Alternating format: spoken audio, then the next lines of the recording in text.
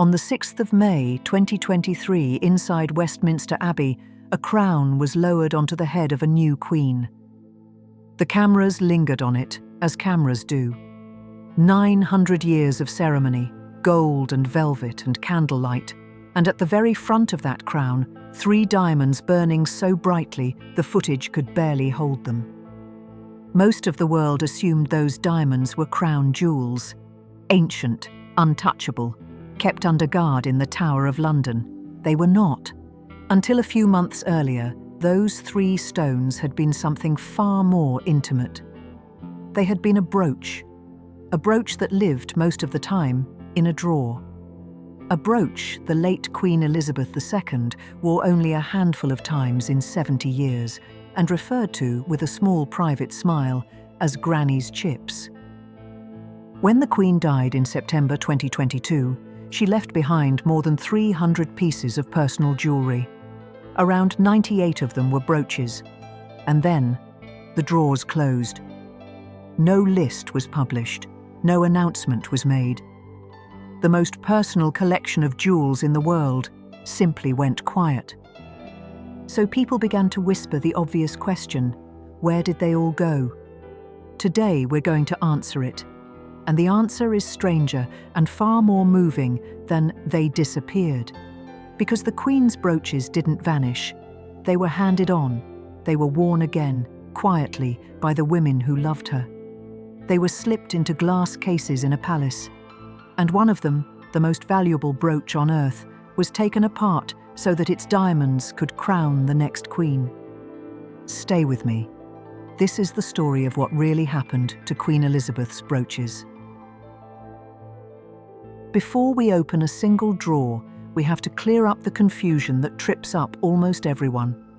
There are 2 completely different collections here, and they are not the same thing. The first is the crown jewels, the coronation regalia, the great state crowns, the sceptre and the orb. More than 100 objects, over 23,000 gemstones held in the Tower of London. The monarch does not own these as private property. They are held in trust for the nation and they pass automatically from one sovereign to the next.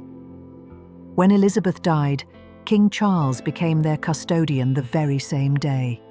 Nothing there was ever in question. But the crown jewels are not what the Queen actually wore on an ordinary Tuesday. The jewels we knew her by, the brooch pinned to her coat as she stepped off a plane, the sparkle at her shoulder in a Christmas broadcast, those were her own, personal property, inherited from her grandmother, gifted by nations and family, bought with her own money, hers to keep, hers to give away, hers to leave to whomever she chose. And here is the part that turns this into a mystery. A sovereign's will is sealed. It is not read in public, and it is expected to stay private for decades, perhaps a century. So when Elizabeth died, no one outside the family was told which brooch went to whom. Which means everything you are about to hear, we have had to piece together the way a detective would, not from a document, but from evidence, from who has been seen wearing what, from what has quietly appeared in an exhibition, and from what has simply not been seen at all. So we will be careful with our words. When a piece turns up on Camilla or on Catherine, we will say they have been seen wearing it, not that they inherited it, because no one has told us that. Keep that distinction in your mind, and let's begin where the trail is warmest. If you want to find Queen Elizabeth's brooches, the first place to look is Queen Camilla. Since 2022, she has worn one after another, and she has done it with a deliberateness that jewellery historians have noticed. These are not random sparkles. They are chosen. Start with a pair of diamond leaves. They are called the Greville ivy leaf clips, 2 Cartier brooches made in the 1930s, shaped as sprigs of ivy in pavé diamond. They came from the fabulous collection of a society hostess named Dame Margaret Greville, who left her jewels to the royal family in 1942. And in April 1947, they were given to a young Princess Elizabeth as a 21st birthday present. Now hold on to that date, because these clips carry a secret weight. In February 1952, Princess Elizabeth was in Kenya. She had those ivy leaves with her. And it was there, in the middle of the night, that word arrived. Her father, King George VI, was dead.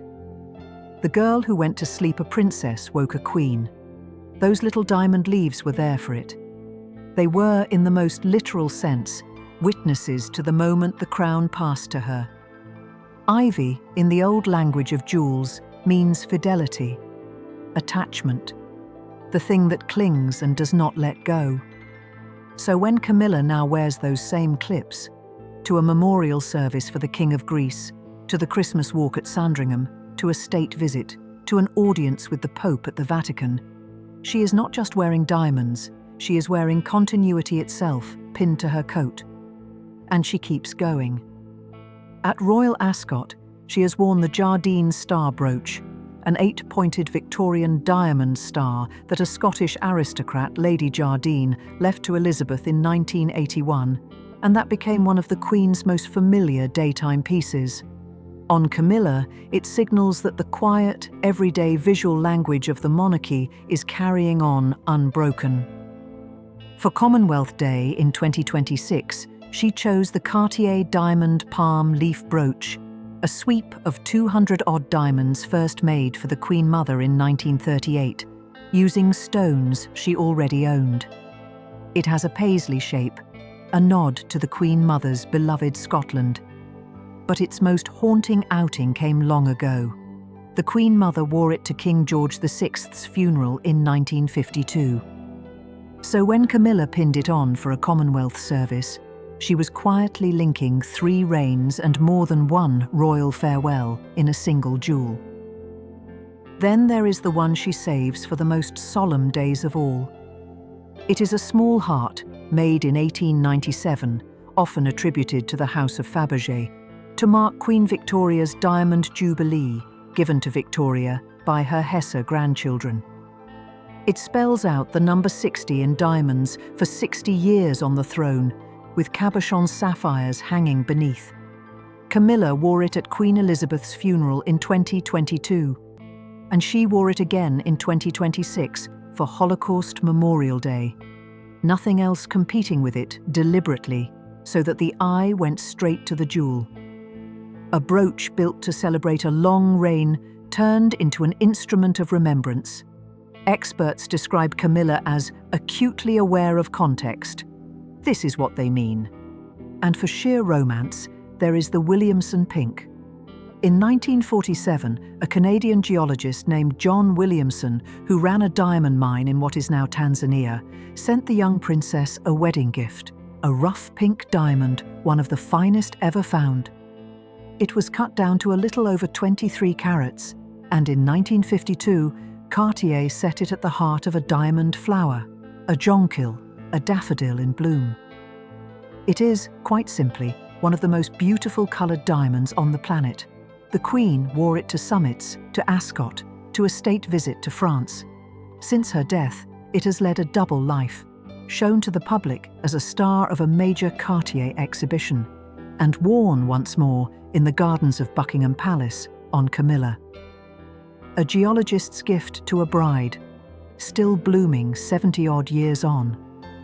One more, because Buckingham Palace itself gave it a name that tells you everything about this family. A yellow and white diamond cross, believed to descend through the Strathmore line, the Queen Mother's own family, and known of all things as the Raspberry Pip brooch. Camilla has quietly brought it back too, at Sandringham, at Ascot, at the Vatican. A country house heirloom, still doing its work. That is a great deal of the Queen's jewellery already accounted for, not lost but living, on the coat of the woman who now stands where she stood. The second place to look is the Princess of Wales, and where Camilla's brooches read like a consort honouring the woman before her, Catherine's read like succession, the future being handed the past. Look first at the night of the 22nd of November 2022, King Charles's first state banquet. Pinned to Catherine's shoulder on a yellow ribbon was a tiny portrait of a young Elizabeth II, framed in diamonds and topped with a crown.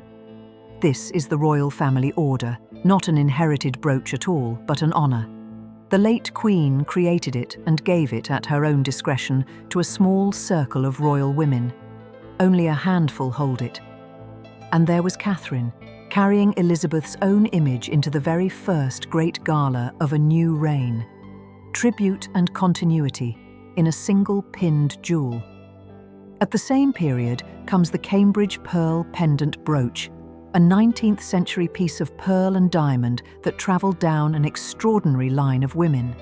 From Princess Augusta, the original Duchess of Cambridge, to Queen Mary, who pinned it at her throat for the christenings of both Elizabeth and Charles, and then to Elizabeth II herself, who wore it for her 50th birthday portraits. Catherine wore it in her very first official portrait with William, a brooch that has now marked the beginnings of 4 generations. The perfect jewel for a Duchess of Cambridge who became a Princess of Wales. And then there is the one that needs a warning label because it comes with a twin, and getting them mixed up is exactly the sort of mistake that gives royal history a bad name. When Catherine welcomed a president to Britain at a South African state visit in 2022, and again at the American state visit at Windsor in September 2025, she wore a feather brooch. Diamonds and emeralds, the 3 ostrich plumes of the Prince of Wales, the motto, Ich dien, I serve. This is Queen Alexandra's 3 feathers brooch, made by Garrard in 1863 in Welsh gold, as a wedding present to Princess Alexandra of Denmark. And here is the detail worth pausing on. It was not a gift from a king. It was paid for by a committee of women, the ladies of North Wales, who raised the money by subscription to welcome their new princess. It has passed down the line of princesses of Wales ever since, through Alexandra, to the Queen Mother, to Diana in 1981, back into Elizabeth's keeping after Diana's death, then to Camilla, and now to Catherine. Now, the twin. There is another Prince of Wales feathers brooch, larger, made by Cartier, that once belonged to the Duchess of Windsor, Wallis Simpson. It slipped out of the royal vaults when Edward VIII abdicated for her in 1936, and it eventually ended up in the jewel box of the film star Elizabeth Taylor. 2 feather brooches, 2 utterly different fates, and a story we will have to come back to another day. Just know that the one on Catherine's coat is Alexandra's, and it never truly left the family at all. The 2 women even share a brooch. The diamond maple leaf, given by King George VI to the Queen Mother to mark a 1939 tour of Canada, has been worn by both Camilla and Catherine for Canadian occasions, a single jewel that has now served 3 queens and a princess as a badge of one particular nation's affection. The 3rd place the Queen's brooches went is somewhere you can actually buy a ticket to see.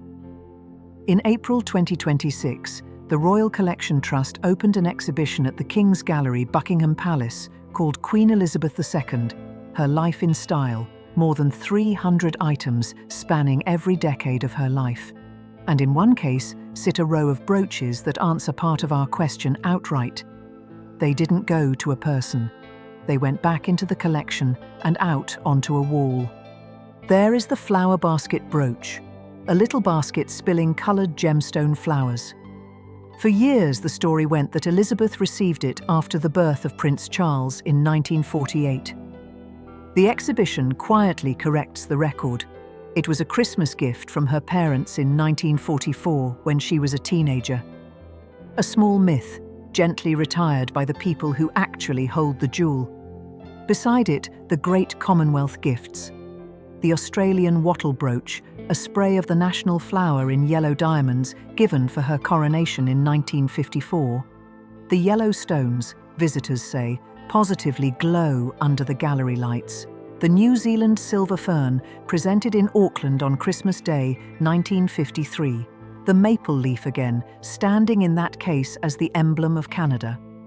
Together they turn a jewellery display into a map of an empire that became a Commonwealth, Elizabeth's foreign policy, told in diamonds.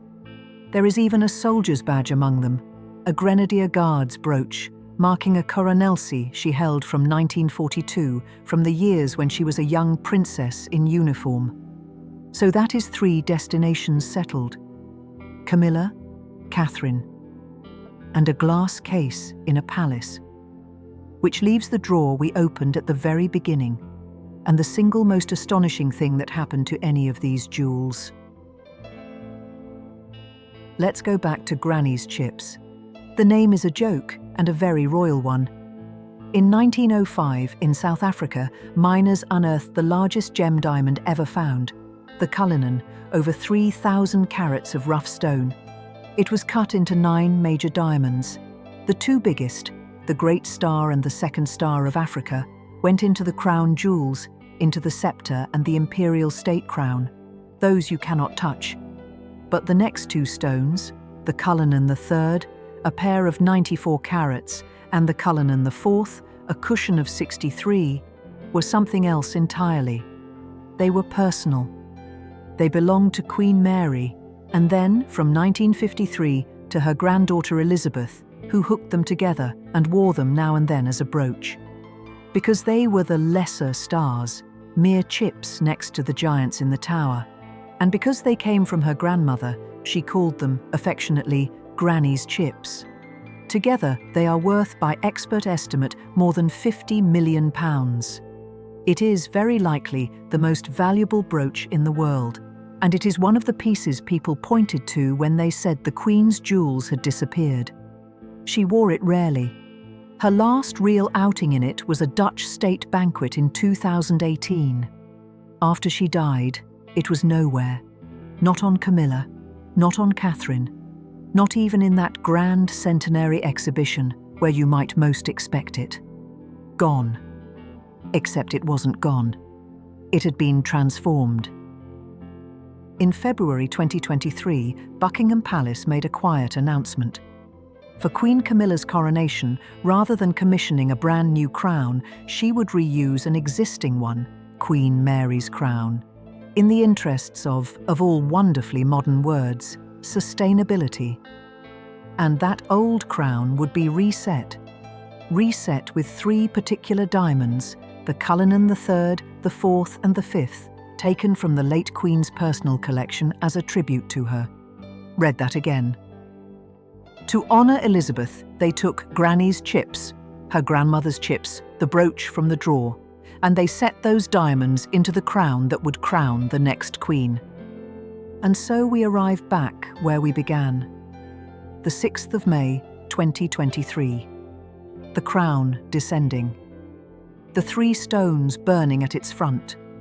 Hundreds of millions of people watching, most of them with no idea that the fire at the heart of that crown was, until recently, a brooch a grandmother had handed down to a granddaughter, a private thing, a joke, a piece of family shorthand, now lifted up at the exact moment one reign became another. The brooch didn't vanish. It became regalia. Memory turned into a crown, worn at the one moment it mattered most. Will those diamonds ever be a brooch again? Will they go back into that drawer, hooked together as Granny's chips? That the palace has not said. For now, we simply know where they were when it counted, and it was the most public place on earth. Which leaves only a small handful of jewels that we truly cannot account for. And here honesty matters more than drama, because not seen in public is not the same as lost or hidden or anything darker. It only means the cameras haven't caught them yet. There is the flame lily brooch, perhaps the most touching of all. In 1947, the school children of southern Rhodesia, some 40,000 of them, pooled their pennies to buy a brooch for the princess who would one day be their queen. She wore it when she came home after her father's death.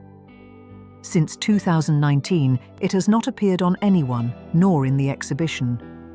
Where it rests now, we cannot say. There is the brooch from the Brazilian aquamarine set. The tiara is on display, but its matching brooch is not singled out. And there are various state gifts, turquoise from Pakistan, diamonds from Saudi Arabia, that investigative writers have quietly wondered about, without ever showing they are missing at all. That is the whole of the true mystery. A few pieces, softly out of view in a collection of hundreds. Everything else we have found, on a coat, on a shoulder, behind glass, or blazing at the front of a crown. So here is where we land. When Queen Elizabeth died, it felt for a moment as if all of it might simply slip into the dark. The jewels, the meanings, the 70 years of a woman who could not say what she thought and so learned to say it in diamonds instead. The drawers closed, the will was sealed, and the whispers started. But watch closely, and you see the truth. The ivy leaves that were with her in Kenya now travel with Camilla to funerals and to the Vatican. The little heart that spells 60 comes out on the days that ask for remembrance. A geologist's pink diamond still blooms in a palace garden. A portrait of the young queen rides on the shoulder of the woman who will one day take her place. And her grandmother's chips, the most valuable brooch in the world, sat at the front of a crown as a new queen was made. The queen's brooches were never really objects, they were a language. And the remarkable thing is not that some of them are hard to find, it's how much of that language is still being spoken by the women who loved her in the jewels she left behind. If there's one of these brooches you'd love us to tell the full story of, the ivy leaves, the pink diamond, the feather brooch that ended up with Elizabeth Taylor, tell me in the comments. I read them. And if you'd like to keep sitting with these stories, the jewels and the women who wore them, you know what to do.